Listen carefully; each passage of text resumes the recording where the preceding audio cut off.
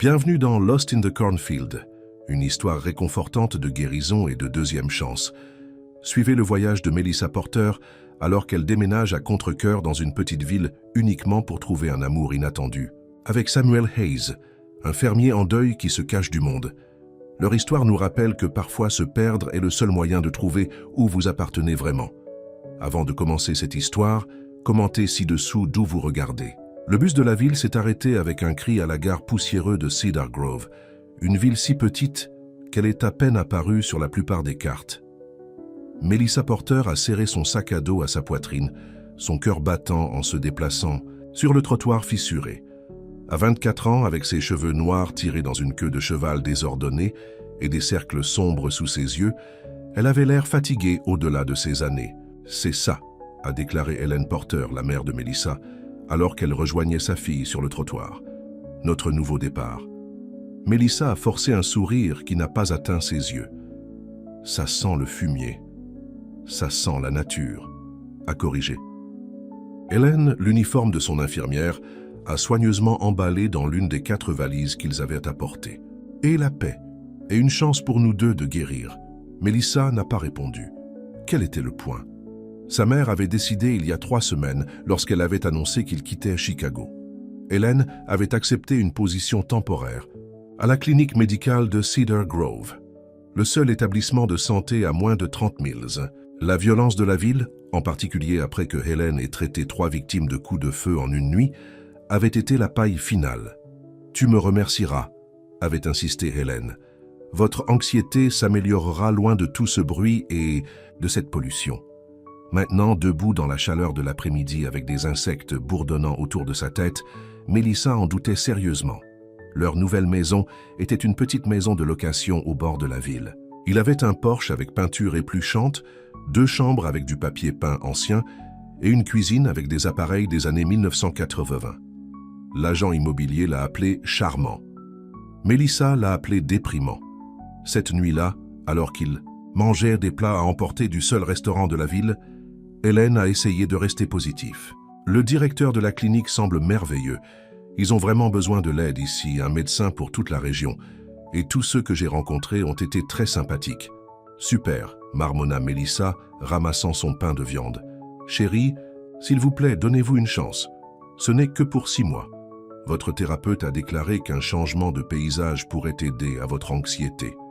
Mon thérapeute a également déclaré que la cohérence était importante. Aufschickseite, répliquait Melissa. Helen atteignit la table et serra la main de sa fille. Je sais que c'est difficile, mais je ne pouvais plus y rester, et je ne pouvais pas te laisser derrière. Melissa sentit l'étanchéité familière dans sa poitrine. Elle savait que sa mère voulait bien dire. Depuis que son père était sorti, quand elle avait 12 ans, Helen avait tout fait pour subvenir à ses besoins. Les crises d'anxiété avaient dû commencer peu de temps après son départ, d'abord à l'école, puis partout. Certains jours, Melissa pouvait à peine quitter la maison. « Je vais me coucher », a-t-elle annoncé, debout brusquement. Très tôt demain, explorant ce paradis et tout. Helen soupira, mais n'a pas discuté. Dans sa petite chambre, Melissa a ouvert la fenêtre. Le silence à l'extérieur était écrasant. Pas de sirène, aucun voisin se disputant, pas de trafic.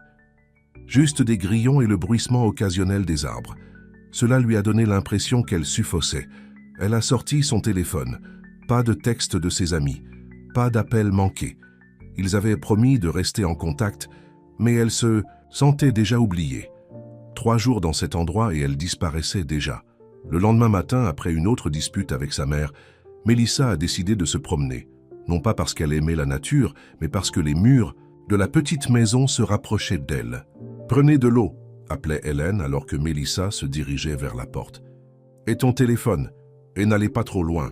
Il est facile de se faire tourner ici. »« Je n'ai pas 5 ans, maman », claqua Melissa, mais elle a quand même attrapé une bouteille d'eau. À l'extérieur, le soleil de juillet a battu sans pitié. Melissa a suivi un chemin de terre qui a conduit l'Oin de la ville, passé des champs vides et des fermes éparses. Elle marcha plus vite, essayant de dépasser les pensées tourbillonnant dans sa tête. Pourquoi a-t-elle toujours été aussi en colère? Pourquoi ne pouvait-elle pas être reconnaissante? Sa maman faisait de son mieux, Mais quelque chose à l'intérieur de Mélissa se sentait brisé, avait ressenti cela pendant des années. L'inquiétude constante, la peur que quelque chose de terrible était toujours sur le point de se produire, le sentiment qu'elle n'appartenait nulle part. Elle n'a pas remarqué quand le chemin de terre a cédé la place à un chemin étroit entre de grandes tiges de maïs. Au moment où elle leva les yeux, tout ce qu'elle pouvait voir était vert dans toutes les directions. Le maïs dominait au-dessus d'elle, créant des murs qui bloquaient tout le reste. « Super », marmonna-t-elle, se retournant. Mais le chemin derrière, elle ressemblait exactement au chemin à parcourir. Elle a essayé de retracer ses pas, mais chaque tour a conduit à une autre rangée de maïs identiques. L'étanchéité dans sa poitrine est revenue. Elle était perdue. Sa respiration s'est accélérée alors que la panique s'installe. Elle a tâté pour son téléphone. Aucun signal. « Ne paniquez pas », se dit-elle, mais son cœur n'écoutait pas. Il martelait contre ses côtes alors qu'elle commençait à courir, poussant à travers les tiges de maïs qui se grattaient les bras et le visage. Une racine a attrapé son pied et soudain, elle tombait, un cri s'échappant de ses lèvres. Au lieu de frapper le sol, elle est entrée en collision avec quelque chose de solide et chaud. Des bras forts la stabilisaient et Mélissa se retrouva à regarder dans les yeux les plus intenses qu'elle ait jamais vus. Ils appartenaient à un grand homme avec une peau bronzée au soleil et des cheveux foncés touchés avec de l'argent aux tempes. Il la tenait fermement, son expression illisible. « Vous intrusez », dit-il, sa voix profonde et même. Mélissa a essayé de prendre du recul, mais ses mains agrippaient toujours ses bras. « Je suis désolé, je me suis perdu. » « Ces champs ne sont pas un labyrinthe pour les touristes, a-t-il répondu, la libérant enfin. « Je ne suis pas un touriste, a riposté Mélissa, embarrassant sa défensive. « Je vis ici maintenant. Eh bien, pas ici dans votre champ de maïs, évidemment. En ville. » Quelque chose a traversé le visage de l'homme. Le surprise, peut-être. Il l'a étudié un instant. « Tu es blessé. » Mélissa a touché sa joue et a senti une petite coupe où une feuille de maïs avait tranché sa peau. « Ce n'est rien, a-t-elle dit, soudainement conscient de la façon dont elle doit regarder. L'homme a tiré un mouchoir propre de sa poche et l'a offert sans un mot. « Merci », elle tamponna à la coupe. « Écoutez, je suis vraiment désolé de faire irruption dans votre champ. Je marchais juste et puis tout a commencé à se ressembler. » Il hocha la tête une fois. « Suivez-moi, je vais vous montrer la route. » Alors, qu'il se retournait. Mélissa a remarqué comment ses épaules remplissaient sa chemise de travail en simple, comment il s'est déplacé avec la confiance de quelqu'un qui connaissait chaque centimètre de cette terre. « Je suis Mélissa, au fait », a-t-elle dit, se dépêchant de suivre ses longs progrès. Mélissa Porter, l'homme la regarda. « Samuel Hayes. Ravi de vous rencontrer, Samuel Hayes. Merci de m'avoir rattrapé là-bas et de ne pas m'avoir arrêté pour intrusion. » Son expression est restée sérieuse. « Cela arrive parfois. Les gens se perdent dans le maïs. »« Les trouvez-vous toujours ?» demanda-t-elle, essayant d'alléger l'humeur. Finalement, ils ont marché en silence après cela. Samuel se déplaçait facilement entre les rangées, n'hésitant jamais à des tours qui semblaient tous identiques à Mélissa. Parfois, son bras s'étendait pour retenir une tige qui aurait pu lui frapper le visage. Enfin, ils ont émergé sur le chemin de terre. Mélissa a reconnu une boîte aux lettres altérée qu'elle avait passée plus tôt. « Suivez simplement cette route vers la ville », a déclaré Samuel. « Restez dessus cette fois. » Mélissa a remis son mouchoir, maintenant taché avec une petite tache de sang. « Désolé pour ça. » Il l'a pris sans commentaire. « Alors, c'est toute ta ferme ?» demanda-t-elle, faisant un geste vers les vastes champs qui s'étendaient dans toutes les directions. « Oui, c'est vraiment grand. » Un coin de sa bouche se contracta, formant presque un sourire, mais pas tout à fait. « Hayes Farm, le plus grand producteur de maïs du comté. » Un silence gênant tomba entre eux. Mélissa a déplacé son poids d'un pied à l'autre. « Bien, merci encore pour le sauvetage. Je devrais aller avant que ma mère envoie une fête de recherche. » Samuel hocha la tête. « Soyez prudent sur le chemin du retour. » Alors qu'elle se tournait pour partir, Mélissa ne pouvait pas résister à demander « Vivez-vous ici seul ?» Sur cette ferme géante, quelque chose s'est fermé dans son expression. « Oui, cela doit devenir seul. Je préfère le silence. » Son ton a clairement indiqué que la conversation était terminée. Mélissa a commencé à marcher vers la ville, sentant ses yeux sur son dos. Quand elle jeta un coup d'œil par-dessus son épaule, il se tenait toujours là, une silhouette solitaire contre une mer de verre. Cette nuit-là, au dîner, Hélène a remarqué la petite coupe sur la joue de Mélissa. « Qu'est-ce qui t'est arrivé ?»« Je suis allé me promener et je me suis un peu perdu dans certains champs de maïs. » Hélène posa sa fourchette. « Selon les propriétés ?»« Quelqu'un a nommé Hayes, Samuel Hayes. » Les sourcils d'Hélène se sont enfuis. « Samuel Hayes? Tu l'as rencontré ?»« Ouais, il n'était pas exactement ravi à ce sujet. Tout le monde connaît-il tout le monde dans cette ville? C'est une petite communauté, a expliqué Hélène. Et Samuel Hayes est... Eh bien, c'est quelque chose d'une figure locale. Parce qu'il a le plus gros maïs du comté, dit Mélissa avec un sourire narquois. À cause de ce qui est arrivé à sa femme, dit tranquillement Hélène. Le sourire de Mélissa s'estompa. Ce qui s'est passé? Elle est décédée il y a 5 ans. Accident de voiture lors d'une tempête de neige. D'après ce que j'ai entendu, il n'a pas été le même depuis. Se maintient pour lui, dirige cette ferme à lui seul, parle à peine à quiconque. Il semblait... Mélissa chercha le bon mot. Contrôlé, comme s'il retenait quelque chose. Ils disent qu'il était différent auparavant, existant, impliqué dans des événements communautaires. Maintenant, les gens l'appellent simplement le fazendeiro qui ne sourit jamais. C'est le portugais pour le fermier, au fait. Mélissa pensa à l'homme intense qu'il avait attrapé dans ses bras, son visage sérieux, mais son contact étonnamment doux. « Eh bien, je doute que je le reverrai, » dit-elle avec un haussement d'épaule. Ce n'est pas comme si j'avais l'intention de me perdre dans son champ de maïs une deuxième fois. Mais cette nuit-là, alors qu'elle était allongée dans son lit en écoutant les bruits inconnus de la campagne, elle s'est retrouvée à penser à Samuel Hayes et au chagrin qu'il portait. Un chagrin qui semblait s'être endurci dans une coquille autour de lui. 3 jours plus tard, après une autre dispute avec sa mère pour donner à Cedar Grove une vraie chance, Mélissa s'est retrouvée à marcher sur le même chemin de terre. Elle s'est dit que c'était juste pour vider sa tête. Mais quand elle a repéré l'entrée de Hayes Farm au loin, ses pas ont ralenti. Une camionnette était garée près d'une grange altérée. Alors qu'elle hésitait au bord de la propriété, la porte de la grange s'est ouverte. Et Samuel a émergé, portant une boîte à outils. Il s'est arrêté quand il l'a vue. Perdu à nouveau, il a appelé, sa voix profonde portant à travers la cour. Mélissa sentit ses joues rincées. « En fait, non, je t'ai apporté quelque chose. » Elle a levé un petit récipient. « En tant que merci, pour m'avoir aidé, l'autre jour. » Samuel posa sa boîte à outils et se dirigea vers elle, son expression gardée mais curieuse. « Tu n'avais pas besoin de faire ça. Ce n'est rien de fantaisie, juste quelques biscuits que j'ai cuits. » Elle rit nerveusement. « Eh bien, pour être honnête, ils sont issus d'un mélange. Mais j'ai moi-même ajouté les œufs. » Pendant un moment, Mélissa a pensé qu'il pourrait les refuser. Mais ensuite, il tendit la main et prit le conteneur, ses doigts se frottant contre « Le sien !»« Merci », dit-il simplement. De près, elle a remarqué les lignes autour de ses yeux, la tension dans sa mâchoire. Il avait l'air fatigué. Mais il y avait quelque chose de convaincant dans son visage. Une force qui n'avait rien à voir avec le pouvoir physique. « Alors » dit Mélissa, luttant pour trouver des mots pour remplir le silence. « Comment va le ménage ?» Cette fois, la bouche de Samuel se contracta définitivement vers un sourire. « Croissance. Était-ce une blague agricole ?»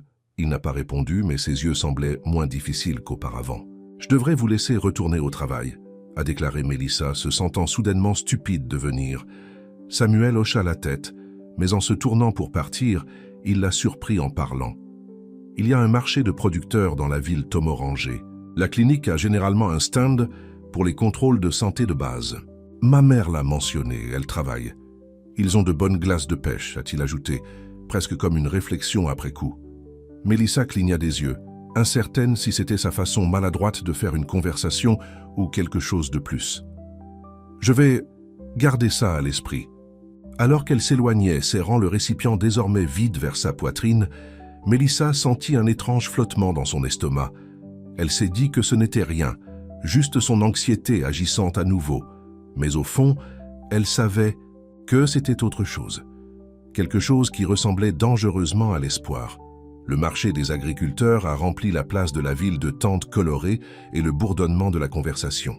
Mélissa a erré entre les stands, surpris par le nombre de personnes que cette petite ville pourrait produire.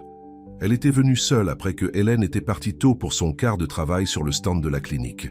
« Vous devriez vous Arrêtez, avait suggéré sa mère. Cela pourrait vous aider à rencontrer certaines personnes de votre âge. Mélissa venait de hocher la tête, mais elle n'avait aucune intention de traîner autour d'une tente médicale en regardant sa mère prendre des lectures de la pression artérielle. Au lieu de cela, elle s'est retrouvée à chercher un visage spécifique dans la foule. Elle a repéré Samuel près d'un support de légumes, parlant avec un homme plus âgé. Même dans ce cadre décontracté, il s'est éloigné, étant plein. Et sort l'expression sérieuse. Il portait une chemise de flanelle propre avec les manches enroulées, révélant de fortes avant-bras bronzés en travaillant à l'extérieur. Comme si elle ressentait son regard, Samuel leva les yeux. Leurs yeux se sont rencontrés à travers la foule et Mélissa sentit à nouveau cet étrange flottement. Elle leva la main dans une vague maladroite. À sa grande surprise, il hocha la tête en reconnaissance et commença à marcher vers elle. « Tu es venue » dit-il quand il l'a atteinte. « J'ai entendu dire qu'il y avait des glaces de pêche » a-t-elle répondu avec un petit sourire. Quelque chose se déplaça dans ses yeux, un adoucissement momentané. Par ici, il l'a conduite à un stand où une femme joyeuse ramassait de la glace dans des cônes de gaufres. « 2 peach » dit Samuel, sortant son portefeuille. « Oh, tu n'as pas à… » commença Mélissa. « Samuel Hayes achète de la glace pour une jolie jeune femme ?» La femme derrière le comptoir interrompit, les yeux écarquillés avec surprise. « Maintenant, j'ai tout vu. » La mâchoire de Samuel s'est resserrée, mais il a remis l'argent sans commentaire. « Je suis Dorothy » a déclaré la femme. Les passants, chacun un cône. « Et vous devez être nouveau en ville. » Mélissa Porter. Ma mère est la nouvelle infirmière à la clinique. La fille d'Hélène. « Eh bien, bienvenue à Cedar Grove. Comment trouvez-vous notre petite ville ?» Avant que Mélissa ne puisse répondre, Samuel a légèrement touché son coude. La crème glacée fond. Dorothy haussa les sourcils mais n'a pas appuyé. « Profitez-en et revenez à tout moment. » Alors qu'il s'éloignait, Mélissa remarqua des gens les regardant, certains chuchotant derrière leurs mains. « Je suppose que vous n'achetez pas de glace pour les filles très souvent, » a-t-elle déclaré, léchant une goutte avant qu'elle n'atteigne ses doigts. « Je n'achète pas du tout. De la glace, généralement. Alors pourquoi aujourd'hui ?» Samuel était silencieux pendant si longtemps que Mélissa pensait qu'il pourrait ne pas répondre. Enfin, il a dit « Vos cookies n'étaient pas terribles. » Un rire lui a échappé, un authentique, pas le genre nerveux qui bouillonnait généralement quand elle se sentait mal à l'aise. Loué des éloges du roi du champ de maïs, ils ont trouvé un banc vide sous un chêne, loin de la foule principale. Samuel était assis avec de l'espace entre eux, ses longues jambes s'étendaient devant Loé. « Tout le monde nous regarde, » murmura Mélissa. « De petite ville, » dit Samuel avec un haussement d'épaule. « Les gens parlent quand tout change. Et vous avec un étranger, c'est un changement ?» Il s'est concentré sur sa glace. « Je reste seul. À cause de ta femme ?»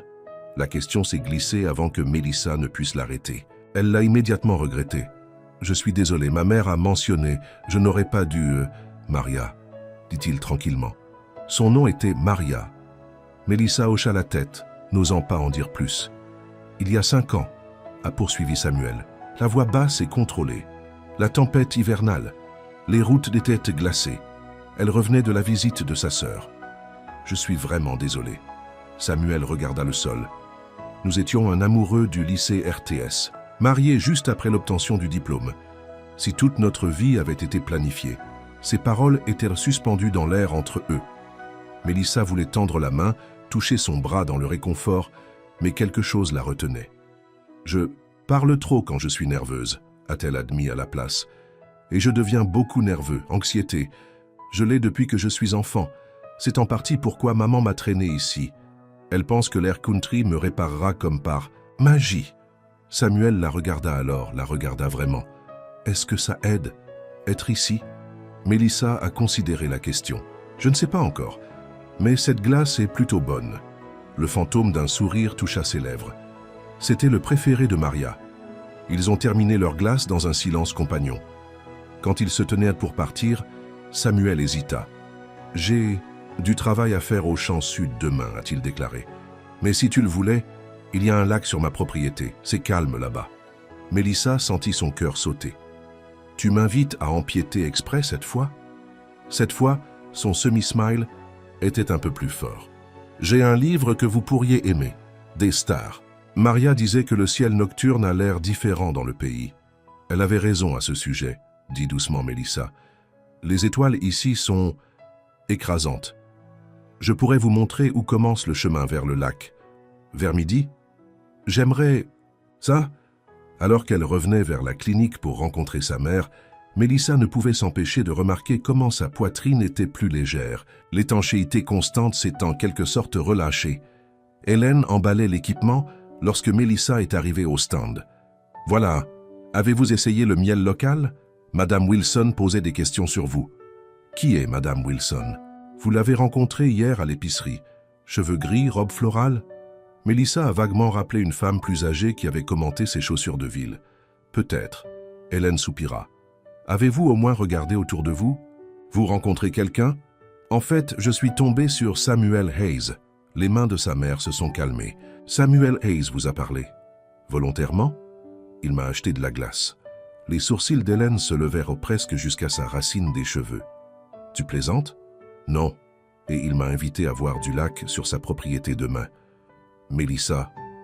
La voix d'Hélène tenait une note d'avertissement. « Samuel Hayes n'est pas. Il a beaucoup vécu. Je ne veux pas que tu t'aies blessé. C'est juste un lac, maman, pas une proposition.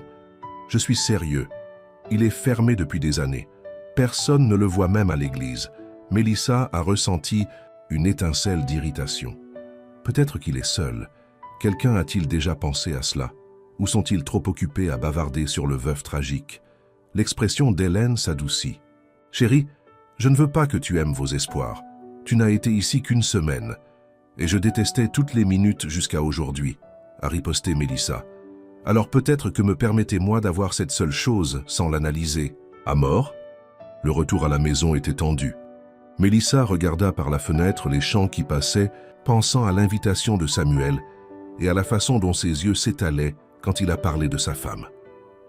Le lendemain matin, elle a passé un temps embarrassant à décider quoi porter avant de s'installer sur une simple robe de soleil et sandales. Elle a attaché ses cheveux dans une tresse lâche et a appliqué juste une touche de mascara, assez pour se sentir assemblée, mais pas comme si elle essayait trop fort. « Aller quelque part ?» Hélène a demandé quand Mélissa a émergé de sa chambre. « Le lac, tu te souviens ?» Hélène a pressé ses lèvres ensemble mais a seulement dit « Soyez prudents, ces vieilles propriétés agricoles peuvent avoir toutes sortes de dangers. »« Je ferai attention au titre de maïs tueur », répondit Mélissa. Saisissant ses lunettes de soleil, Samuel attendait à l'entrée de Hayes Farm à son arrivée, un sac à dos baissé sur une épaule. Il portait un jean et un t-shirt bleu fané qui rendait ses yeux plus intenses que d'habitude. « Vous êtes venu », a-t-il dit. Et Mélissa ne pouvait pas dire s'il était surpris ou soulagé. « J'ai dit que je le ferais. » Il hocha la tête une fois, puis se tourna vers un chemin étroit qui enroulait entre deux champs de maïs. C'est à environ un demi-mile à pied. Alors qu'ils montèrent sur le chemin, Samuel l'a surpris en posant des questions.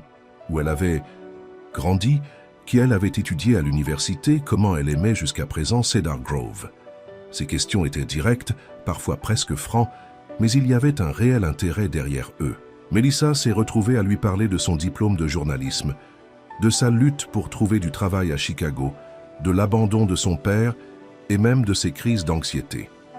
Elle gardait généralement ses parties d'elle-même, en particulier autour de nouvelles personnes, mais quelque chose à propos de l'attention silencieuse de Samuel l'a facilité l'ouvrir. « Parfois, j'ai l'impression de me noyer dans mes propres pensées », a-t-elle admis. « Comme je ne peux pas reprendre mon souffle même quand rien ne va vraiment. » Samuel le considérait. Le père de Maria était comme ça, toujours inquiet. Il vérifierait les serrures 3 fois avant de se coucher. « Cela semble familier », a déclaré Mélissa avec un petit rire. Ils ont créché une petite colline et soudain, le lac est apparu devant eux, un ovale bleu cristallin niché parmi les collines vertes. Un quai en bois s'étendait dans l'eau et, à proximité, se tenait une petite cabine avec un porche criblé. « C'est beau », souffla Mélissa. « Le grand-père de Maria a construit cette cabine », a déclaré Samuel. Avant même la maison principale, a dit qu'il avait besoin d'un endroit pour réfléchir. Il l'a conduite au porche, où 2 chaises d'Adirondack ont affronté l'eau. Une petite table entre eux tenait un livre et un thermos. « Lemonade », expliqua-t-il, en versant certains en 2 tasses en plastique. Et le livre que j'ai mentionné. Mélissa a pris la coupe et le livre, un guide bien usé des constellations. Elle a feuilleté, remarquant des notes manuscrites dans les marges. « Maria est-ce » demanda-t-elle doucement. Samuel hocha la tête. Elle aimait les étoiles, a dit qu'il lui rappelait à quel point nos problèmes étaient réellement petits. Elle a l'air sage, elle l'était. Sa voix souffrait, mais autre chose aussi, un penchant que le temps n'avait pas effacé. Ils se sont assis sur les chaises en sirotant la limonade et en regardant des libellules parcourir la surface du lac. Samuel a souligné une famille de canards près de la rive lointaine et a expliqué comment ce lac nourrissait le système d'irrigation pour ses récoltes. « Nagez-vous ici ?» demanda Mélissa. Pas plus. La simplicité de sa réponse lui a dit tout ce qu'elle avait besoin de savoir. Cet endroit était un mémorial autant qu'une retraite. « Pourquoi m'as-tu amené ici ?» demanda-t-elle tranquillement. Samuel a pris beaucoup de temps à répondre. « Je ne sais pas », a-t-il finalement dit. « Peut-être parce que tu avais l'air aussi perdu que je le ressens parfois. » L'honnêteté de ses paroles l'a prise au dépourvu. Mélissa regarda l'eau, ne savant pas comment réagir. « Je devrais te récupérer », a déclaré Samuel après un certain temps. « Les nuages arrivent. » Effectivement, les nuages sombres se rassemblaient à l'horizon. Ils ont emballé la limonade et le livre. Mais en commençant le chemin, les gouttes de pluie a commencé à tomber. « Nous pouvons attendre dans la cabine », a suggéré Samuel, alors que la pluie s'intensifiait. Ils ont fait un tiret pour la petite structure. À l'intérieur, c'était simple mais confortable.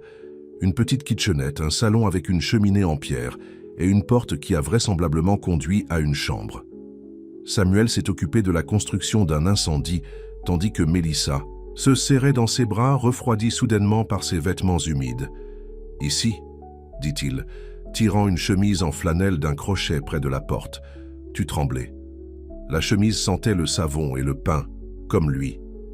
Mélissa l'a glissée sur sa robe, immédiatement plus chaude. « Merci ». Samuel hocha la tête puis s'agenouilla près de la cheminée. Bientôt un petit feu crépitait, jetant des ombres dansant sur les murs. À l'extérieur, la pluie était devenue une averse, battant sur le toit de la cabine. « On dirait que nous pourrions être ici un moment », a déclaré Mélissa, essayant de garder sa voix légère malgré l'intimité soudaine de leur situation. Samuel se leva, brossant ses mains sur son jean. « Avez-vous faim ? Il devrait y avoir de la soupe en conserve dans le placard. » Ils ont fait de la soupe sur le petit poêle et l'ont mangée assis les jambes croisées devant le feu. Mélissa lui a parlé de son rêve d'écrire pour un magazine de voyage et de la façon dont l'anxiété l'avait toujours retenue des aventures qu'elle avait envie d'avoir. « Je n'ai même jamais été dans un avion », a-t-elle avoué. « Chaque fois que je réserve un billet, je finis par annuler. » Maria voulait voir le Grand Canyon, a déclaré Samuel. Nous avons toujours dit l'année prochaine, jusqu'à ce qu'il n'y en ait pas. La tristesse dans sa voix a fait mal au cœur de Mélissa. Sans réfléchir, elle tendit la main et toucha sa main. À sa grande surprise, il ne s'est pas retiré. « Je suis désolée que vous l'avez perdu », a-t-elle dit doucement. Les yeux de Samuel rencontrèrent les siens, remplis d'une émotion qu'elle ne pouvait pas nommer. « Je garde ses affaires, ses livres, ses vêtements dans le placard. Tout le monde dit que je devrais continuer, mais passer à autre chose a l'impression de la laisser derrière », a terminé Mélissa pour lui. Il hocha la tête, l'air presque soulagé qu'elle comprenait. « Mon père est parti quand j'avais 12 ans, a-t-elle déclaré. J'ai gardé son ancien sweatshirt pendant des années. J'ai dormi tous les soirs. Maman pensait que c'était malsain, mais c'était tout ce que je lui avais laissé. Tu l'as ? Toujours ? Mélissa secoua la tête. Je l'ai brûlé quand j'ai eu 18 ans. J'ai décidé que je ne voulais pas conserver quelqu'un qui ne voulait pas m'accrocher. Samuel était silencieux pendant un moment. Cela a pris du courage. Ou mal, dit-elle avec un sourire ironique. La pluie a finalement ralenti en bruine. Alors qu'ils retournèrent vers la route principale, les tiges de maïs humides brillaient dans la lumière du soleil. « Je devrais rentrer à la maison », a déclaré Mélissa lorsqu'ils ont atteint l'entrée de la ferme. « Ma mère me demandera où je suis. » Samuel hocha la tête, l'air soudainement incertain. « La chemise, je vais le ramener », a-t-elle promis, portant toujours sa flanelle. « Peut-être demain, je serai dans la grange », a-t-il dit, côté nord de la propriété. Alors que Mélissa rentrait chez elle, elle rapprocha la flanelle autour de ses épaules. Quelque chose se passait entre eux, quelque chose inattendu et fragile. Une partie d'elle voulait s'en tirer pour se protéger de la douleur inévitable qui était venue à prendre soin de quelqu'un. Mais une autre partie, une partie plus courageuse, voulait voir où ce chemin pourrait conduire. Quand elle est arrivée à la maison, Hélène attendait le porche, s'inquiète, gravée sur son visage. « Où étiez-vous ?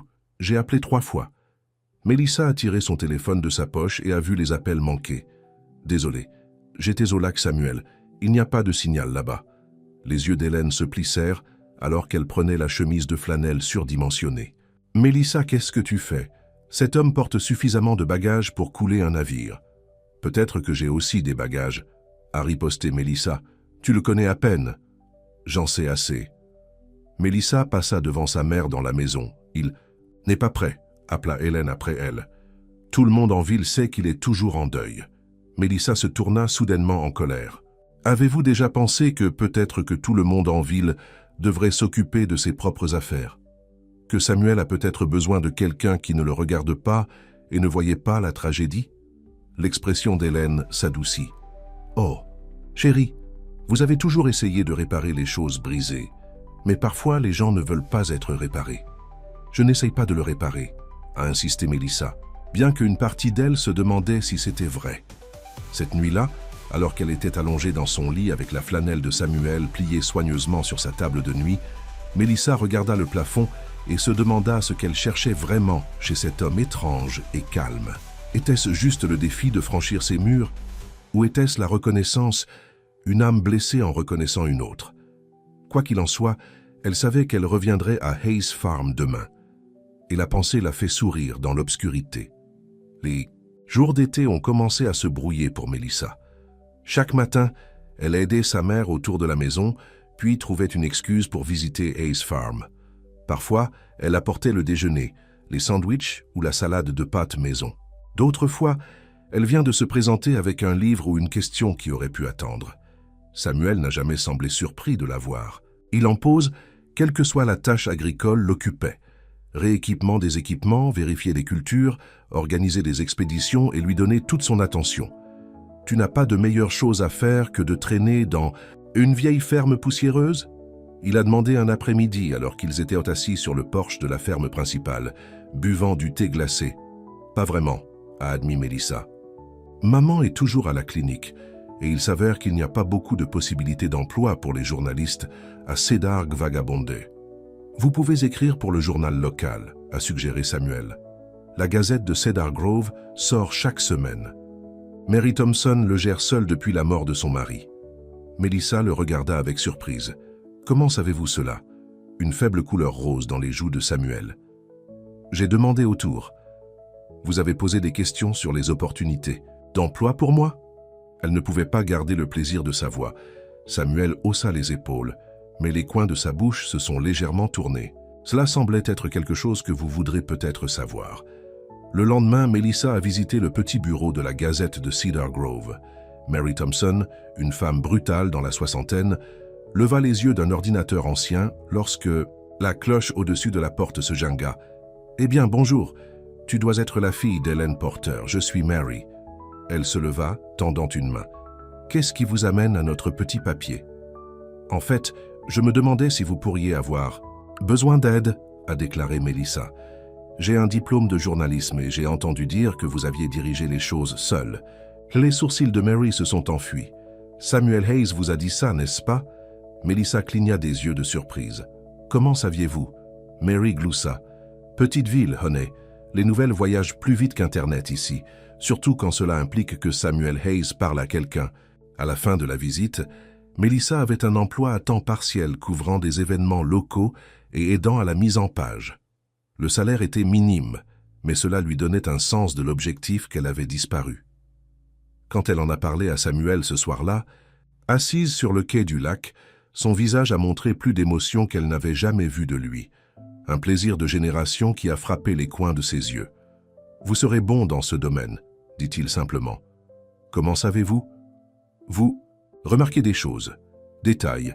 C'est important pour un écrivain. » Mélissa a plongé ses orteils dans l'eau fraîche, sentant une chaleur se répandre dans sa poitrine qui n'avait rien à voir avec la chaleur estivale. Au cours des dernières semaines, Elle venait chérir ces moments calmes avec Samuel. Il y avait quelque chose de reposant dans sa présence. Pas de pression pour remplir les silences de bavardage. Pas besoin de prétendre que tout allait bien quand ce n'était pas le cas. « J'ai eu une crise d'anxiété hier », a-t-elle avoué. « Le premier depuis que je suis venu ici. J'interviewais le directeur du lycée au sujet du prochain festival d'automne, et soudain je ne pouvais pas respirer. J'ai dû m'excuser et me cacher dans la salle de bain jusqu'à ce qu'il passe. Samuel était silencieux pendant un moment. Qu'est-ce qui les déclenche?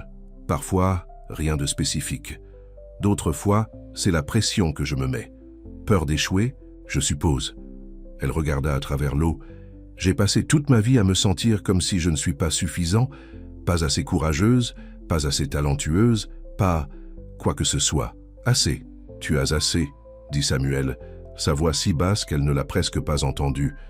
Mélissa se tourna vers lui, surpris par l'intensité dans ses yeux. « Comment pouvez-vous être si sûr ?» chuchota-t-elle. « Parce que je te vois, répondit-il. Pas qui tu essaies d'être, juste toi.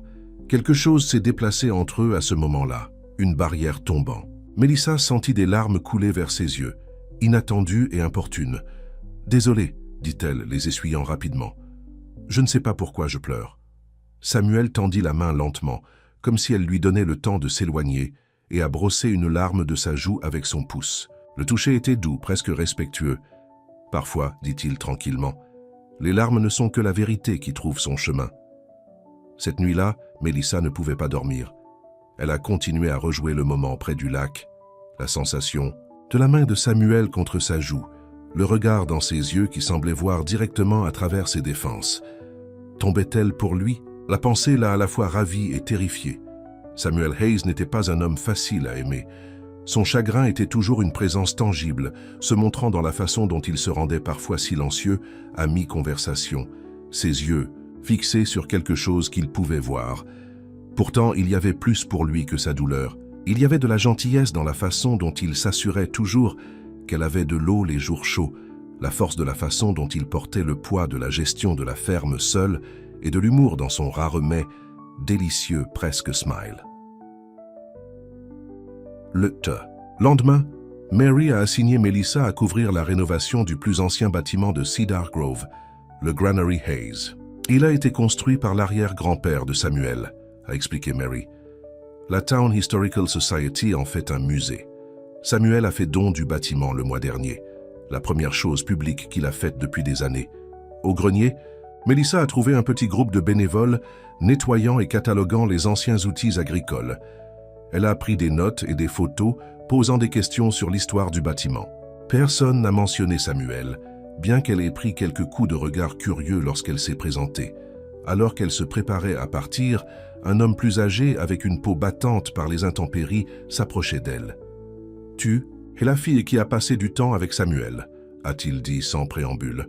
« Je suis un de ses amis, oui », répondit avec prudence Mélissa. L'homme hocha la tête. « Je suis George Miller. Je connais Samuel depuis sa naissance, a travaillé pour son père depuis 40 ans. Ravi de vous rencontrer, monsieur Miller. »« Il est différent quand tu es là », a déclaré George, ses yeux aigus sous les sourcils blancs touffus. Moins alourdi. Mélissa ne savait pas comment répondre. « Il a toujours été un garçon sérieux », a poursuivi George. « Mais après la mort de Maria, c'était comme si quelque chose en lui se transformait en pierre. 5 ans, et je ne l'ai pas entendu rire une fois. » Il a fixé Mélissa avec un regard pénétrant, jusqu'à ce que je passe au lac la semaine dernière et que 2 personnes en ont entendu rire. Mélissa s'est souvenue du moment. Samuel lui avait parlé d'une catastrophe avec son premier tracteur, un aperçu inattendu de sa vie avant que le chagrin ne l'ait façonné. « C'est un homme bon », a déclaré George. « Mieux, je sais. Mais ce garçon a des murs construits si haut, je n'étais pas sûr que quelqu'un passe jamais. » Il s'arrêta.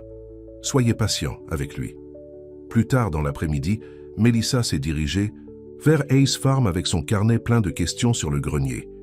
Elle a trouvé Samuel dans la grange, réparant un vieux tracteur. Il leva les yeux lorsqu'elle est entrée, une tache de graisse sur son front. « Je ne m'attendais pas à vous aujourd'hui. Je fais une histoire sur votre grenier, a-t-elle dit, assise sur une balle de foin près de lui. Le projet du musée. Mary a dit que vous aviez fait don du bâtiment. » Samuel a remis son attention sur le tracteur C'était juste assez vide. C'est un beau vieux bâtiment. George Miller m'a dit que votre arrière-grand-père l'a construit. À la mention de George, les mains de Samuel se sont encore momentanément. George parle trop. Il se soucie de toi. Samuel a grogné mais ne l'a pas nié. Il a travaillé en silence pendant quelques minutes, tandis que Melissa regardait ses outils de manœuvre de main capables avec une facilité pratiquée. Pourquoi ne m'as-tu pas parlé de faire un don du granary? Elle a finalement demandé. Samuel haussa les épaules. Il ne semblait pas important. C'est l'histoire de votre famille. Il essuya ses mains sur un chiffon, puis la regarda directement. J'ai beaucoup pensé à l'histoire ces derniers temps, ce à quoi nous nous tenons, ce que nous lâchons. Quelque chose dans son ton a fait battre le cœur de Melissa plus vite. Et qu'avez-vous décidé?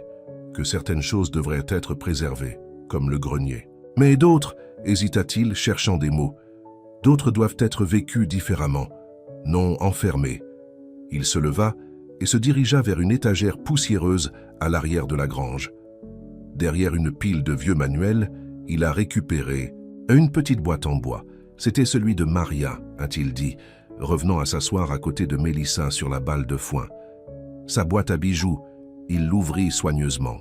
À l'intérieur, posent plusieurs bijoux, un collier de perles, des boucles d'oreilles, un bracelet en argent. Sur le dessus, il y avait une simple bande d'or, une alliance.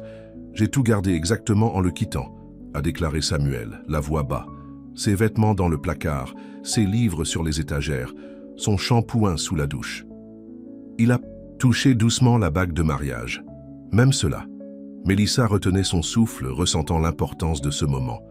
L'épouse de George, Eleanor, est décédée l'année dernière, a poursuivi Samuel. Cancer. Ils se sont mariés 52 ans. Je lui ai demandé comment il gérait. Sa voix attrapa légèrement. Il a dit quelque chose auquel je ne peux pas m'arrêter de penser. Qu'est-ce que c'était? Mélisse demanda doucement. Il a dit « Je porte Eleanor avec moi, pas derrière moi ». Samuel leva les yeux, ses yeux rencontrant celui de Melissa. « Je pense que je l'ai mal fait toutes ces années. » Melissa a tendu la main et a couvert sa main avec la sienne. « Il n'y a pas de mauvaise façon de pleurer, Samuel. Mais il y a une mauvaise façon de vivre, a-t-il répondu. Et se cacher de tout le monde, c'est faux. Il a fermé la boîte à bijoux et l'a mise de côté. Puis, dans un mouvement qui semblait nécessiter tout son courage, il a lassé ses doigts à travers celui de Melissa. « Merci », dit-il simplement. « Pourquoi ?»« Pour être apparu. Même quand je n'ai pas facilité les choses. » Ils se sont assis comme ça, les mains entrelacées, le soleil de l'après-midi inclinant à travers les fenêtres de la grange. Aucun des deux n'a parlé, mais quelque chose de profond avait été échangé entre eux, une promesse de possibilité. Ce soir-là, Melissa n'a pas mentionné la boîte à bijoux ou la main-d'œuvre lorsqu'elle a parlé à sa mère de sa journée. Mais Hélène a remarqué quelque chose de différent sur le visage de sa fille. « Tu tombes amoureux de lui, n'est-ce pas ?» demanda-t-elle en lavant la vaisselle après le dîner. Melissa n'a pas pris la peine de le nier. Ce n'est pas ce que tout le monde pense. Il y a tellement plus pour lui que son chagrin. Hélène soupira. Soyez juste prudent, chérie. J'ai vu des patients comme Samuel, tous le chagrin, incapables d'aller de l'avant. Il faut plus qu'une romance estivale pour guérir. Ce genre de blessure, ce n'est pas une romance d'été, a insisté Melissa. Et je n'essaye pas de le guérir. Je le vois. Le vrai lui. Et vous voit-il? Vous tous, y compris l'anxiété et l'agitation et les rêves qui vous ont amené au journalisme en premier lieu. La question a pris Melissa au dépourvu. Samuel, l'a-t-elle vraiment vue complète? Ou répondait-il à quelqu'un qui avait permis son isolement? Le lendemain, elle est arrivée à Ace Farm pour trouver Samuel, chargé des caisses de maïs sur son camion. La récolte précoce pour le marché. Des producteurs, a-t-il expliqué. Tu veux venir? Ils ont conduit en ville ensemble, Samuel soulignant les monuments en cours de route, l'ancienne école où il avait fréquenté l'école primaire, le ruisseau où il avait appris à pêcher, la colline où les habitants sont allés sous la luge en hiver. Au marché des producteurs, Melissa l'a aidé à installer son stand. À sa grande surprise, beaucoup de gens ont accueilli chaleureusement Samuel, bien que certains lui aient toujours donné une large couchette. « Ils n'ont pas l'habitude de me voir ici », a-t-il expliqué lorsqu'elle l'a commenté. « J'envoie habituellement George avec les produits. »« Pourquoi es-tu venu aujourd'hui ?» Samuel la regarda. « Tu sais pourquoi. La réponse simple lui a fait rincer. Avec plaisir. Alors qu'ils travaillaient côte à côte, vendant du maïs et des tomates aux citadins, Mélissa a remarqué à quel point Samuel était différent avec elle à proximité. Toujours calme, mais plus engagé, parfois même souriant, aux commentaires d'un client. Dorothy du stand de crème glacée s'arrêta, ses yeux s'élargissant ensemble. « Eh bien, si ce n'est pas mon couple préféré !» s'exclama-t-elle. « Samuel Hayes, tu as l'air positivement humain aujourd'hui. » Samuel se tendit, mais à la surprise de Mélissa, il n'a pas corrigé l'hypothèse de Dorothy selon laquelle ils étaient un couple. La journée a été un succès, à la fois dans les ventes et dans la manière subtile que Samuel semblait se reconnecter avec sa communauté. Alors qu'il faisait ses bagages, le maire Jenkins s'est approché de leur stand. « Hayes » hocha-t-il, « ravi de vous voir sortir. » Il se tourna vers Mélissa avec un sourire. « Et tu dois être la fille d'Hélène. J'ai entendu de bonnes choses sur ton travail à la Gazette. »« Merci, monsieur, » répondit Mélissa, heureux d'être reconnu. « En fait, je voulais parler avec vous deux, » a poursuivi le maire. « Le festival de la ville arrive le mois prochain et nous manquons de bénévoles. » La famille Hayes dirigeait toujours le labyrinthe de maïs avant. Il s'éclaircit maladroitement la gorge. « Eh bien, ce serait bien de récupérer cette tradition. Et Mélissa, nous pourrions utiliser quelqu'un pour le documenter pour le journal. » Samuel était calme pendant un long moment. « Le labyrinthe n'a pas été coupé depuis des années, » a-t-il finalement déclaré. « Il est encore temps, » a pressé le maire Jenkins, et cela signifierait beaucoup pour la communauté. Après le maire est parti, Samuel a chargé la dernière. Qu'est-ce dans son camion en silence? « Vous n'avez pas à le faire, » dit doucement Mélissa. « Maria aimait le labyrinthe de maïs, » répondit-il, sa voix éloignée. « Elle a conçu un nouveau modèle chaque année. Les enfants de 3 comtés viendraient à l'essayer. Cela semble merveilleux. Après sa mort, je ne pouvais pas supporter de le faire sans elle. » Il a fermé le haillon du camion avec un bruit sourd définitif. Mais peut-être qu'il est temps. Cette nuit-là, Samuel a invité Mélissa à dîner chez lui. La première fois qu'elle était à l'intérieur de la ferme principale. C'était une belle vieille structure, bien entretenue, mais congelée dans le temps. Des photos de famille ont bordé les murs, beaucoup avec une belle femme aux cheveux bouclés sombres et un sourire radieux. Maria Samuel avait préparé un simple repas de poulet et légumes grillés de son jardin. Ils mangeaient sur le porche projeté, regardant les lucioles émerger alors que le crépuscule tombait. « J'ai trouvé les anciens dessins de Mas de Maria dans le grenier », a déclaré Samuel en finissant de manger. « Elle les a tous gardés dans un portefeuille. Envisagez-vous d'utiliser l'un d'eux ?» Il a hésité. « En fait, je me demandais si vous voudrez peut-être concevoir le labyrinthe de cette année, un nouveau modèle pour un nouveau début. » Le mot pendait entre eux, plein de sens. Le cœur de Mélissa a gonflé d'émotion. « Je serais honorée », a-t-elle déclaré, « mais je ne sais pas la première chose à propos de la conception d'un labyrinthe de maïs. Je vais te montrer. » Samuel a dégagé leurs assiettes et est revenu avec un sketchpad. La clé est de le rendre difficile, mais pas impossible. Trop facile, et les enfants s'ennuient. Trop dur, et les parents se plaignent.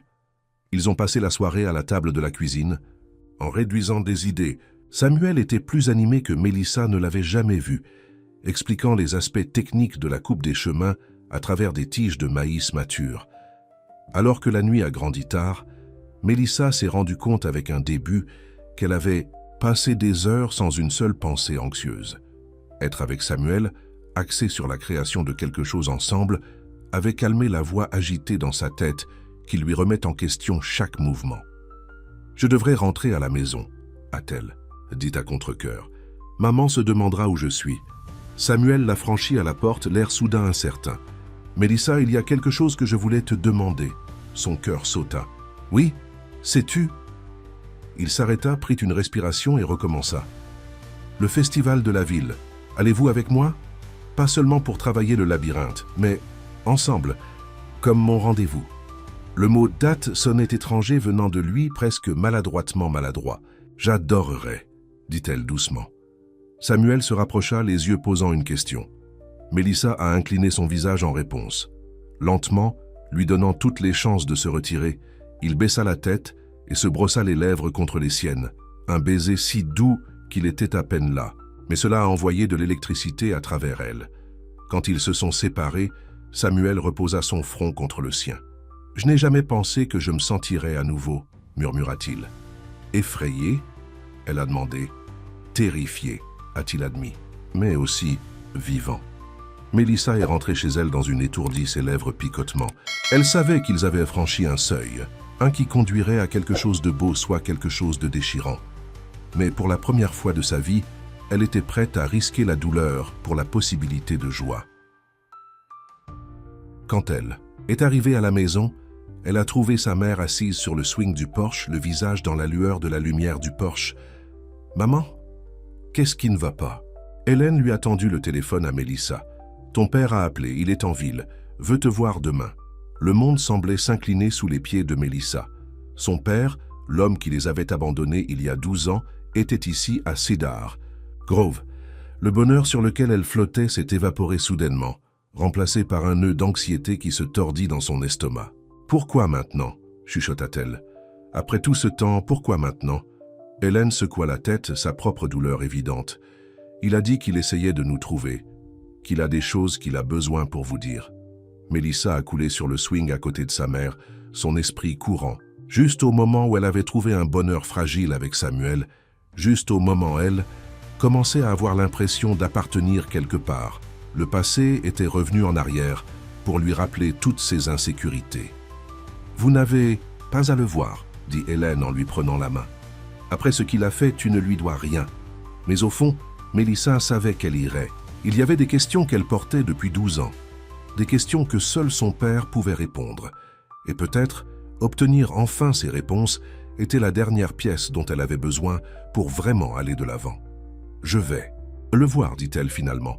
Mais je veux d'abord dire à Samuel. » Hélène avait l'air surpris. « C'est une entreprise familiale, Mélissa. Samuel est... » Elle s'arrêta, cherchant le bon mot. « Important pour moi. Il mérite de savoir. » Alors qu'elle était allongée au lit cette nuit-là, l'esprit de Mélissa se balançait entre la douceur du baiser de Samuel et la peur de faire face à son père. Deux hommes, si différents, tenant tous les deux des morceaux de son cœur. Elle commençait à peine à donner, et qui avaient été brisés il y a longtemps. Demain changerait tout. Elle ne savait pas comment. Le cèdre Cedar Grove bourdonnait de la foule du matin habituelle, des développeurs prenant du café avant de se diriger vers leur champ, des retraités qui s'attardaient pendant le petit déjeuner, les habitants rattrapant les ragots de la ville. Mélissa était assise seule dans une cabine d'angle, ses mains enroulées autour d'une tasse de café refroidissant. Chaque fois que la cloche au-dessus de la porte saillant, son cœur sautait dans sa gorge. Elle avait à peine dormi. Après avoir parlé à Samuel de l'apparence inattendue de son père, elle s'était enfuie en larmes. Samuel avait écouté tranquillement, son visage ne révélant rien jusqu'à ce qu'elle ait fini de parler. Puis il l'avait simplement tirée dans ses bras et l'avait tenue. « Tu es plus fort que tu ne penses », avait-il chuchoté dans ses cheveux. « Et quoi qu'il arrive, je suis là. » Ces mots l'avaient transporté à travers la nuit blanche et le matin angoissant. Maintenant, en attendant le père qu'elle n'avait pas vu depuis 12 ans, il résonnait dans son esprit comme une bouée de sauvetage. La cloche se tordit à nouveau. Cette fois, le souffle de Mélissa a pris le reprenant alors qu'elle le reconnaissait immédiatement. Robert Porter avait vieilli, ses cheveux autrefois dark, maintenant principalement gris, de nouvelles lignes gravées autour de ses yeux, mais son sourire était le même, provisoire et un peu triste sur les bords. « Mélissa, » dit-il en s'approchant de sa table. « Regardez-vous, tous adultes. » Elle ne se tenait pas pour le serrer dans ses bras. « Papa. » Il glissa dans le stand en face d'elle, ses yeux prenant tous les détails de son visage. « Tu ressembles à ta mère. »« Pourquoi es-tu ici ?» demanda Mélissa, coupant la petite conversation. 12 ans d'absence ne lui avaient valu le droit aux plaisanteries. Robert soupira, passant une main dans ses cheveux, un geste si familier qu'il faisait mal à la poitrine de Mélissa. « Je le méritais. Je mérite bien pire, en fait. Vous nous avez laissé sans un mot, juste une note disant que vous avez besoin d'espace. Avez-vous une idée de ce que ça a fait, maman ? » « Je peux imaginer, dit-il doucement, et je ne suis pas là pour faire des excuses. Ce que j'ai fait était impardonnable. J'étais un lâche. » Mélissa avait imaginé cette conversation d'innombrables fois au fil des ans, mais maintenant que cela se produisait, elle s'est retrouvée à perte de mots.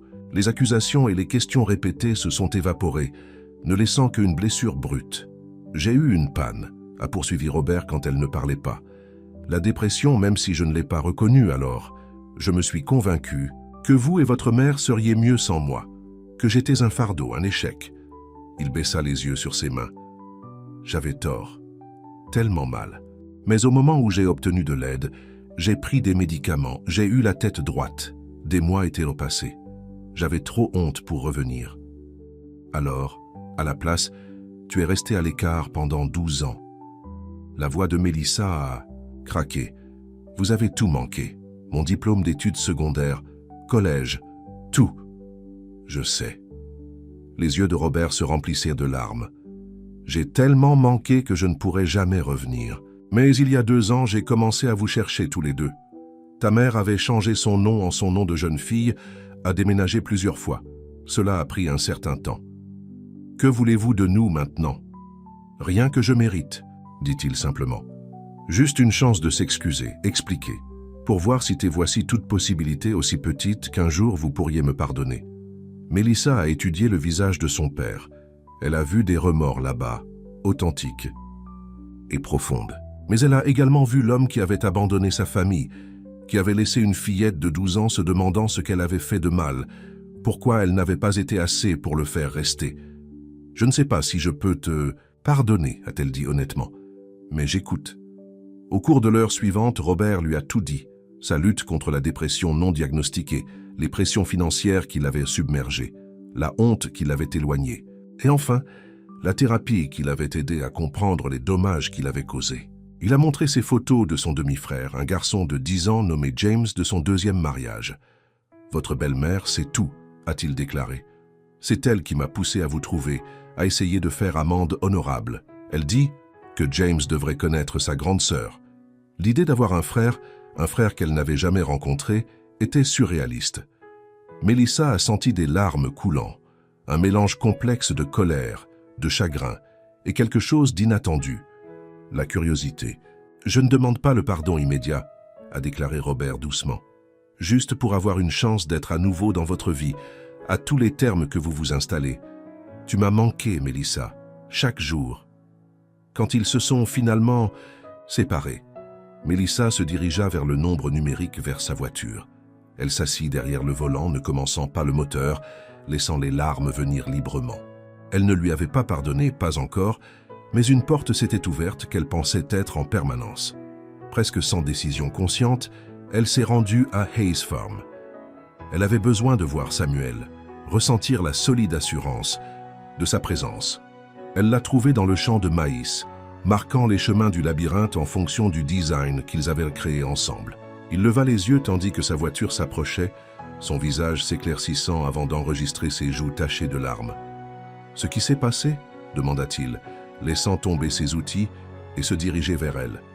Mélissa tomba dans ses bras, enterrant son visage contre sa poitrine. « J'ai un frère », a-t-elle réussi entre sobes, un demi-frère de 10 ans que je ne connaissais pas.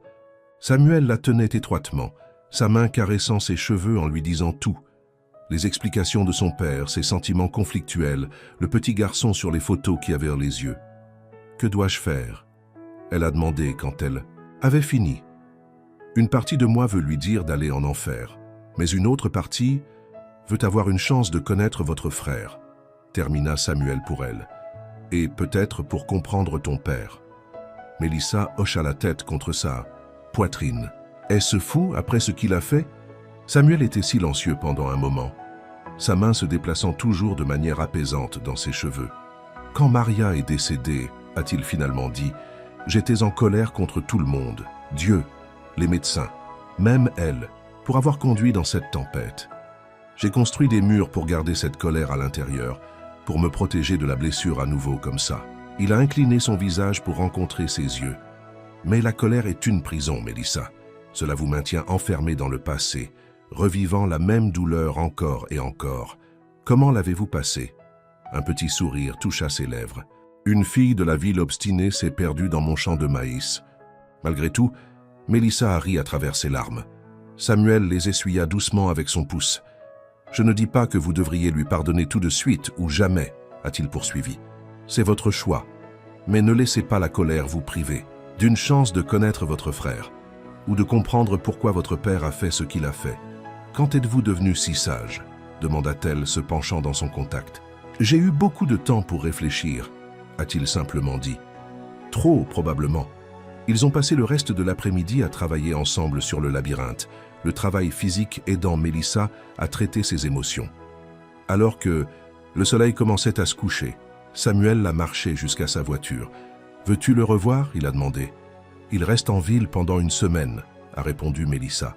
« Je lui ai dit que j'y penserais. » Samuel hocha la tête.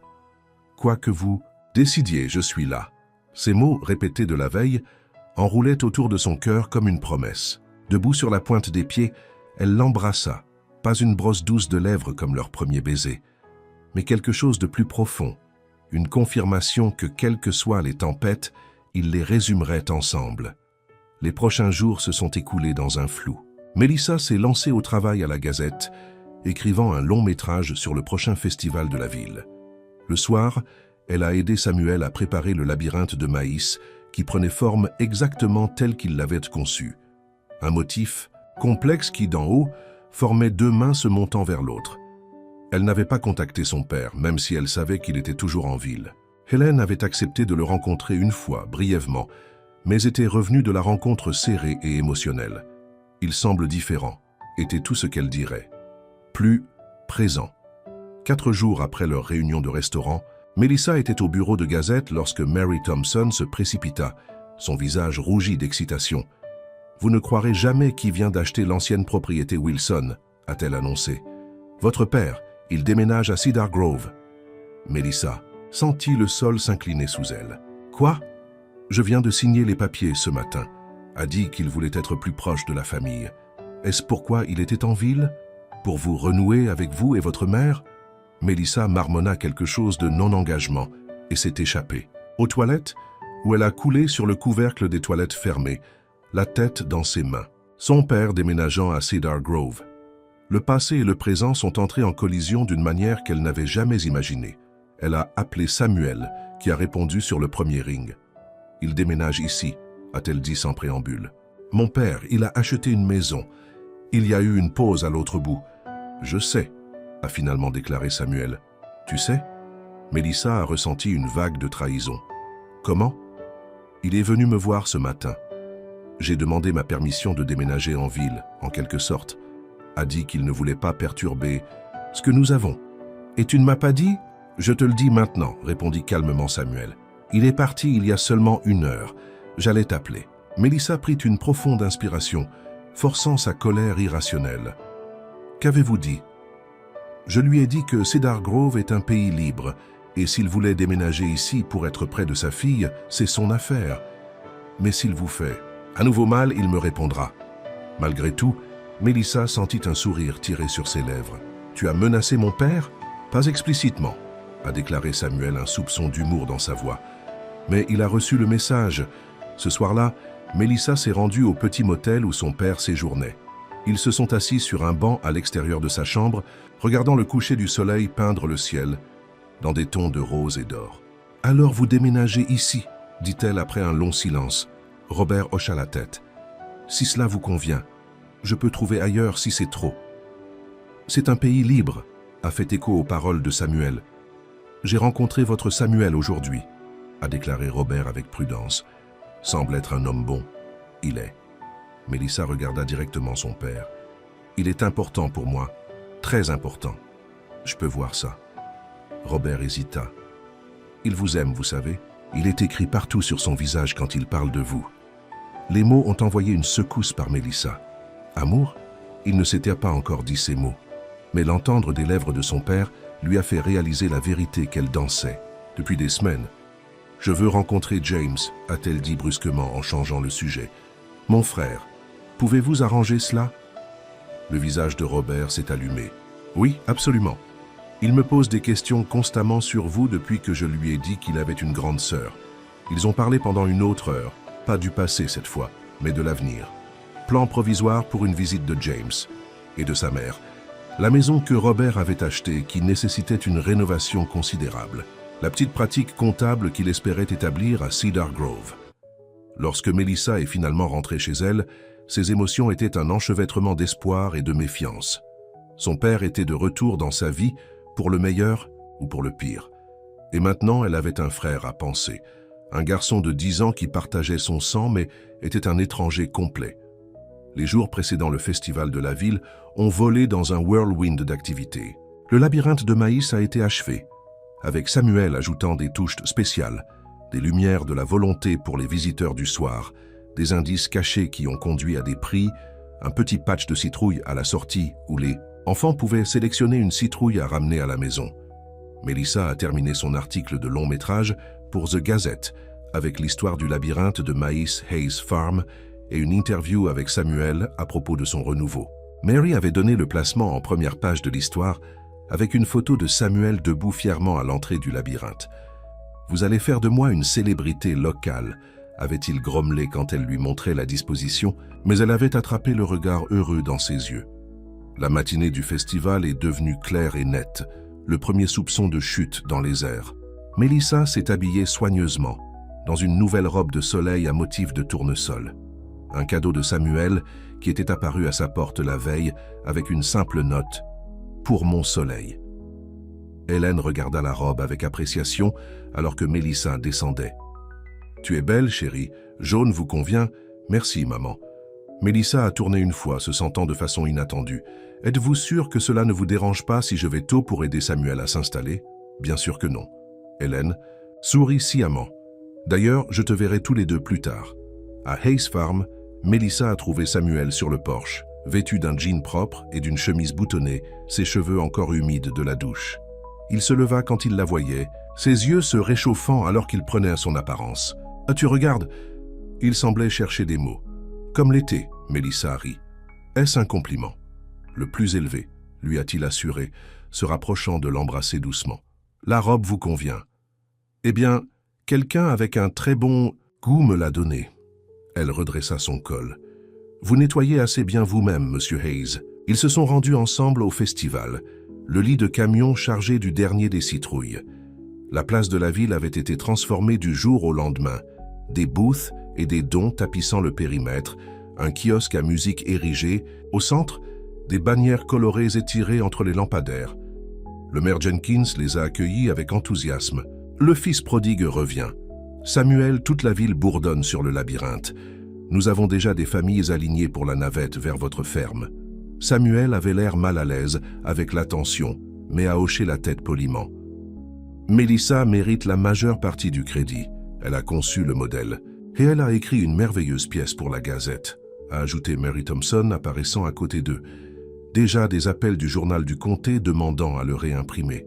Alors que plus de gens se rassemblaient autour d'eux, Mélissa remarqua que Samuel grandissait, ses yeux se précipitant comme s'il cherchait une évasion. Elle glissa sa main dans la sienne, lui donnant une pression rassurante. « Nous devrions nous rendre à la ferme », a-t-elle déclaré en douceur. « Assurez-vous que tout est prêt pour les premiers visiteurs. » Samuel lui a lancé un regard reconnaissant alors qu'ils se sont sortis de la foule. De retour dans son camion, il laissa échapper une longue inspiration. « Désolé, dit-il, je ne suis pas tellement habitué à l'attention. »« Tu vas très bien, » lui assura Mélissa. « Et tout le monde est tellement excité par le labyrinthe. Vous donnez quelque chose de spécial à la communauté, Samuel. » Il la regarda alors, ses yeux doux. « Tu es le spécial. Tu m'as ramené à la vie, Mélissa. J'étais juste existant avant de venir. » La simplicité et la profondeur de ses paroles lui ont rendu la gorge serrée d'émotion. Elle se pencha sur le siège pour l'embrasser, versant tous les sentiments qu'elle ne pouvait pas encore exprimer dans le geste. La journée est passée dans un flou d'activités. Les enfants et les familles ont coulé à travers le labyrinthe, leur rire flottant au-dessus du champ de maïs. Samuel a travaillé sans relâche, guidant les visiteurs perdus, distribuant des citrouilles et même racontant aux enfants les plus jeunes des histoires sur la culture du maïs qui les avaient aux yeux écarquillés avec des étages. Mélissa a divisé son temps entre aider au labyrinthe et prendre des photos pour l'histoire de suivi de Gazette. Elle a attrapé plusieurs de Samuel à genoux pour aider un petit enfant, son visage plus ouvert et animé qu'elle ne l'avait jamais vu. En fin de l'après-midi, alors que la foule commençait à s'arrêter, Mélissa a repéré une silhouette familière à l'entrée du labyrinthe. Son père, l'air incertain et hors de propos. « C'est lui ?» demanda Samuel, apparaissant à ses côtés. Mélissa hocha la tête. « Je ne m'attendais pas à ce qu'il vienne. Tu veux que je lui demande de partir » Elle le considérait un instant, puis secoua la tête. « Non, c'est un événement public, et je suppose que c'est bien qu'il essaie. » Samuel lui serra l'épaule. « Je vais te donner de l'espace. » Alors qu'il s'éloignait, Robert s'approcha avec prudence. « C'est quelque chose, a-t-il dit, faisant un geste vers le labyrinthe. Toute la ville en parle. La famille de Samuel le fait depuis des générations, a répondu Mélissa. C'est la première année que sa femme est décédée. Robert hocha la tête, comprenant dans ses yeux. La perte nous change, nous fait parfois nous cacher de la vie. Le parallèle à sa propre disparition est resté tacite entre eux. Je pars demain, a-t-il poursuivi. Revenons pour prendre James et Anna pour une visite le mois prochain, si cela vous convient toujours, et pour commencer à faire des emballages pour le déménagement. C'est bon, dit Mélissa, trouvant qu'elle le voulait. Je veux rencontrer James. Le soulagement a inondé le visage de Robert. Merci, cela signifie tout. Ils ont parlé un peu plus longtemps, la conversation toujours maladroite mais moins tendue qu'auparavant. Alors que Robert se tourna pour partir, il hésita. « Ce jeune homme, m'a-t-il dit, hochant la tête vers l'endroit où Samuel aidait une famille à sélectionner les citrouilles. Il vous regarde comme je regardais votre mère, comme si vous étiez la réponse à une question qu'il posait toute sa vie. » Après le départ de son père, Mélissa s'est retrouvée à regarder Samuel de plus près, la douce façon dont il a parlé aux enfants. Les hochements de tête respectueux qu'il a donnés aux agriculteurs plus âgés qui sont venus inspecter le maïs, la force silencieuse qui semblait couler de lui. Alors que le crépuscule tombait, les lumières de fées se sont allumées dans tout le labyrinthe, la transformant en un pays des merveilles magiques. Les derniers visiteurs sont partis, laissant Samuel et Mélissa seuls à l'entrée. « Viens avec moi, » dit Samuel en lui prenant la main. « Il y a quelque chose que je veux te montrer. » Il l'a conduite à travers le labyrinthe, suivant un chemin. Ils avaient parcouru des dizaines de fois alors qu'ils l'avaient préparé. Mais au lieu de continuer directement au tournant final, il a retiré une section de maïs qui cachait un chemin latéral étroit. « Où ça va ?» demanda Mélissa, intriguée. « Je ne m'en souviens pas sur notre conception. »« Je l'ai ajouté hier, » a admis Samuel. « Une surprise. Le chemin caché s'est ouvert dans une petite clairière circulaire au centre du labyrinthe. Ici, plus de lumières de fées ont été suspendues dans une auvent au-dessus de la canopée, jetant une lueur chaude sur une couverture écartée avec un panier de pique-nique et une bouteille de cidre scintillant. « Samuel !» souffla Mélissa, « c'est beau. Je pensais que nous méritons un moment de paix après aujourd'hui, » a-t-il dit, qui avait soudainement l'air nerveux. « Asseyez-vous avec moi ?» Ils se sont installés sur la couverture, et Samuel les versa, chacun un verre de cidre. Mélissa remarqua légèrement sa main tremblante. « Êtes-vous d'accord ?» elle a demandé. « Juste nerveux, » a-t-il admis. « Ce que je veux dire, ce n'est pas facile pour moi. » Mélissa attendait, lui donnant de l'espace pour trouver ses mots. « Il y a 5 ans, commença-t-il, je pensais que ma vie était terminée. Quand ils m'ont dit que Maria était partie, quelque chose en moi fermait. J'ai suivi les requêtes, en train de faire la ferme, payer des factures, existant. Mais je ne vivais pas. Pas vraiment. » Il prit une profonde inspiration. « Et puis tu t'es perdu dans mon champ de maïs. » Un sourire toucha les lèvres de Mélissa à la mémoire. « Tu étais comme cet éclat de couleur dans un monde qui était devenu gris, » a poursuivi Samuel. « Parler trop, poser des questions, m'apporter des cookies d'un mélange. » Sa voix s'adoucit. « Vous m'avez fait me rappeler ce que c'était que de vous soucier de quelqu'un, pour vous inquiéter quand vous étiez en retard, pour vous attendre demain parce que cela signifiait vous revoir. » Il tendit la main dans sa poche et sortit une petite boîte en velours. Le souffle de Mélissa a pris. « Ce n'est pas la bague de... » « Maria, a-t-il dit, ouvrant la boîte pour révéler un délicat groupe d'argent avec un petit diamant. « C'est rangé avec ces autres choses. C'est nouveau. Like us. » Des larmes remplissaient les yeux de Mélissa, tandis que Samuel lui prenait la main. « Je ne vous demande pas de m'épouser tout de suite, » a-t-il dit rapidement. « Je sais que c'est trop tôt. Mais je vous demande de rester, pour construire une vie ici, avec moi, pour créer de nouvelles traditions et souvenirs, tout en honorant le passé sans être piégé par elle. » Il la regarda avec une telle vulnérabilité que Mélissa sentit que son cœur pourrait éclater. « Je t'aime, Mélissa Porter, et si tu me laisses, je veux passer le reste de ma vie à te montrer à quel point. » Des larmes ont renversé les joues de Mélissa alors que l'émotion la submergeait. Tous les doutes et les peurs qui l'avaient tourmentée depuis l'enfance, le sentiment qu'elle ne suffisait pas, qu'elle n'appartenait pas, a semblé se dissoudre face à l'amour de Samuel. « Je t'aime aussi », murmura-t-elle. Et oui, à rester, oui à construire une vie ensemble, oui à tout cela. Samuel a glissé l'anneau sur son doigt, ses propres yeux brillants de larmes non là. Puis il l'a tiré dans ses bras, l'embrassant avec une passion qui parlait de promesses tenues et de nouveaux débuts. Plus tard, alors qu'ils allaient sur la couverture, en regardant les étoiles à travers la canopée des lumières, Mélissa lui a parlé de sa conversation avec son père. « Il me donne une chance de connaître mon frère », a-t-elle déclaré. « Pour avoir la famille que je pensais que j'avais perdue, c'est effrayant, mais je pense que c'est vrai. » Samuel a tracé des motifs sur sa paume avec ses doigts. La famille n'est pas toujours simple, mais cela vaut la peine de se battre. C'est ce que nous sommes maintenant. Famille. Il sourit, le sourire plein et non réservé qu'elle avait travaillé si dur pour gagner. Nous sommes ce que nous voulons être. C'est la beauté des nouveaux débuts. C'est une semaine plus tard. Mélissa se tenait au bord du champ de maïs regardant Samuel récolter la dernière récolte de la saison.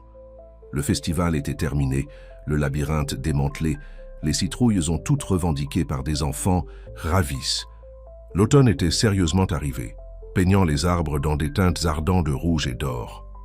Son téléphone bourdonnait d'un texte de son père, une photo de James tenant un dessin de sa grande sœur qui a fait rire et se déchirer simultanément. Il venait visiter la semaine prochaine, la première étape de la construction d'une relation qui pourrait ne jamais être parfaite, mais pourrait toujours être significative. À la Gazette, Mary lui avait offert un poste permanent en tant que rédacteur en chef adjoint, avec la promesse de prendre le relais complètement lorsque Mary a pris sa retraite dans quelques années. Le journal de la petite ville ne gagnerait jamais un Pulitzer, mais il a servi une communauté que Mélissa avait appris à aimer. Un endroit où les gens se regardaient, où les traditions comptaient, où elle avait trouvé sa voie en tant qu'écrivain et en tant que femme. Et puis il y avait Samuel, son rock, son partenaire, l'homme qui lui avait montré que la guérison était possible même après les blessures les plus profondes.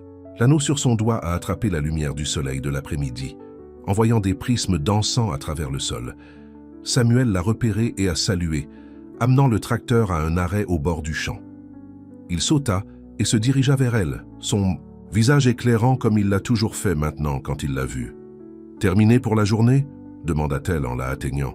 « À peu près. » Il l'a tirée dans ses bras, insouciant sur la poussière et la transpiration d'un jour de travail. « Je pensais que nous pouvions conduire dans la ville ce week-end, ce restaurant italien dont vous parlez. » Mélissa haussa un sourcil. « Vous détestez conduire dans la ville. Mais ça vous manque parfois, dit-il simplement. Le bruit, l'énergie. Nous n'avons pas à vivre ici tout le temps, vous savez. Nous pourrions voyager, voir ces endroits sur lesquels vous avez toujours voulu écrire. » La prévenance de sa suggestion, sa volonté de sortir de sa zone de confort pour son bonheur, a rempli Mélissa d'une chaleur qui n'avait rien à voir avec le soleil d'automne. « Je t'aime, Samuel Hayes, dit-elle, s'étirant pour l'embrasser. Mais en ce moment, il n'y a nulle part ailleurs que je préfère être ici. » Il sourit contre ses lèvres. « Pas même Paris, ou Rome, ou cette plage en Thaïlande dont vous continuez de parler ? Ceux-ci peuvent attendre, lui a-t-elle assuré. Nous avons le temps, tout le temps du monde. Main dans la main, ils sont revenus vers la ferme, la maison qu'ils ont maintenant partagée. Alors qu'ils atteignirent le porche, Samuel s'arrêta, regardant le pays qui était dans sa famille depuis des générations. Les champs qui s'étaient autrefois ressemblés à une prison pour lui représentaient maintenant la possibilité. « Maria, vous aurez aimé, dit-il doucement. Elle a toujours dit que j'avais besoin de quelqu'un qui me défierait. Faites-moi rire. » Mélissa lui serra la main. « J'aimerais que j'aurais pu la connaître. » « D'une certaine manière, vous le faites, répondit Samuel. « À travers moi, à travers cet endroit, à travers les souvenirs, je peux partager maintenant sans avoir l'impression de me noyer. » À l'intérieur, la ferme avait subi une transformation subtile au cours des dernières semaines. Les livres de Mélissa partagent désormais l'espace d'étagère avec Samuel. Ses oreillers à lancers colorés ont éclairé le canapé. Des fleurs fraîches, une habitude sur laquelle elle avait insisté. Je suis en vase sur la table de la cuisine. Et dans le couloir, j'ai accroché une nouvelle photographie à côté des anciens portraits de famille. Samuel et Mélissa au festival. De la ville, debout à l'entrée du labyrinthe de maïs, leur visage aigu de bonheur et de possibilités. « Je pensais », a déclaré Mélissa en s'installant sur le swing du porche pour regarder le coucher du soleil, à propos du labyrinthe de l'année prochaine. Samuel haussa un sourcil. « Déjà ? Nous venons de retirer celui-ci. »« J'ai des idées, » a-t-elle dit avec un sourire. « De grandes idées. Peut-être que nous pourrions faire un thème. Quelque chose sur le renouvellement. De nouveaux débuts. » Il rit, le son encore assez nouveau pour la ravir à chaque fois qu'elle l'entendait. Toujours planifié à l'avance. « C'est moi, la fille. De la ville avec le plan quinquennal. »« Et où suis-je dans ce plan ?» demanda-t-il, la rapprochant. Mélissa posa sa tête sur son épaule, sentant la solide force de lui, son ancre, sa maison. Ici, toujours ici. Alors que le soleil plongeait sous l'horizon, peignant les champs de maïs en lumière dorée, Mélissa pensa au voyage qui l'avait amenée à ce moment. Elle était venue à Cedar Grove à contre-cœur, convaincue que rien de bon ne pouvait provenir, de laisser derrière lui la ville et tout ce qu'elle savait. Au lieu de cela, elle avait trouvé tout ce dont elle ne savait jamais qu'elle avait besoin. Le prêt, la communauté, la famille, à la fois ancienne et nouvelle, et un amour qui avait guéri 2 cœurs blessés. « À quoi pensez-vous » demanda Samuel, sa voix un grondement doux contre son oreille. Mélissa sourit, regardant la première étoile apparue dans le ciel obscurcissant. « Je pensais juste que parfois, se perdre est le seul moyen de trouver où vous êtes censé être. » Les bras de Samuel se resserrèrent autour d'elle. « Alors je suis content que tu t'es perdu dans mon champ de maïs. »« Moi aussi, » murmura-t-elle, « moi aussi. » Au-dessus d'eux, les étoiles ont émergé une par une, lumineuses et claires dans le ciel de la campagne, pas plus écrasantes, mais un beau rappel de toutes les possibilités qui nous attendaient, aussi vastes et prometteuses que les champs qui les entouraient, s'étendant vers l'horizon et au-delà.